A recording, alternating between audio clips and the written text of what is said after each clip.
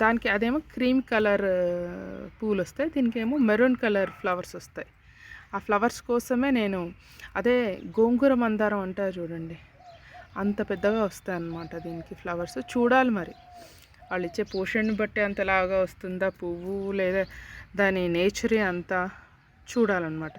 ఇదైతే ఆ ఎర్రపూల గోంగూర అనేసి నేను సీడ్స్ సేకరించాను అనమాట, specially for flowers only, flowers చూడడానికి.